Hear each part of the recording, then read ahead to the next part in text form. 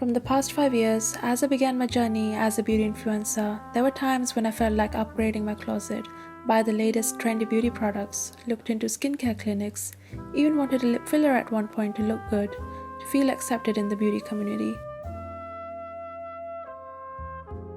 At one point, I owned fake designer bags that my brother bought for me when he was in Turkey. When they arrived to my doorstep, they felt so unnatural. To the eyes outside, they would look luxurious, but I knew deep down I had this image that I had to physically portray, thanks to social media. As years passed by, I was recognized by well-known beauty and skincare brands that would send me packages after packages that initially made me feel like I've achieved something. It felt good. People looked at me and they thought, how lucky, she doesn't need to spend another penny to get all these beautiful items that we have to pay for.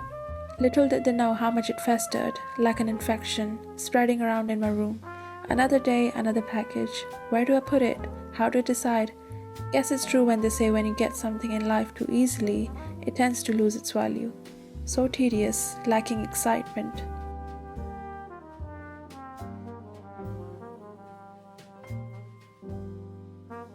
When I saw other YouTubers like Matt Diavella and other minimalists, I was drawn to their videos. I felt a calling. Mind you, I was still lost. It did not click me immediately, but when I looked around at my space, I felt claustrophobic. How am I going to organize all of this? Buying is easy, keeping it is not. I bought 3 physical books in my life and stopped buying after that because of how much space they consumed. I can't throw them or keep them.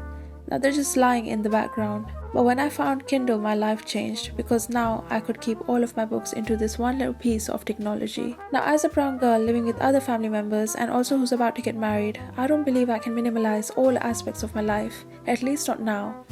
All those heavy Indian attires for when I'll be a bride is something that I'll have to look into later. But I can sort out other facets of my life, like the beauty products I own. And that's exactly what we're going to do today. Declutter all of these products that in Marie Kondo's book don't give me joy or value. Yesterday I received 3 more packages, and because I'm so aware of how I feel about everything now more than ever, those packages just made me feel stressed and anxious. So the answer to this problem is simple. Keep, throw and give. Identify the essential, eliminate the rest. Now, compared to other beauty influencers, I do not own as much beauty products, mostly because I've been moving from past 3 years and it's hard to get hold of all of these emails from brands that I have to keep notifying about my moves. I've also been decluttering periodically, but never too much. However, these products have their own shelf life. Better to give it away if I'm not using it. All of the stuff that does not bring me joy would bring joy to someone else. As I went through these products, I realized how much unnecessary stuff I truly held on to. Whenever I tried to go through them, I always thought to myself, but what if I need them sometime in the future? Been years, but that future never happened. Some were expired, some of them were not even my shade. I never wear shimmery lip glosses or glosses in general. Okay, maybe just 1 or 2. Same goes for all the eye glitters and eye palettes. Just how many neutral palettes do we truly need? And what about mascaras? It's always this one thickens your lashes, but that one makes them appear longer. But the other one is in blue.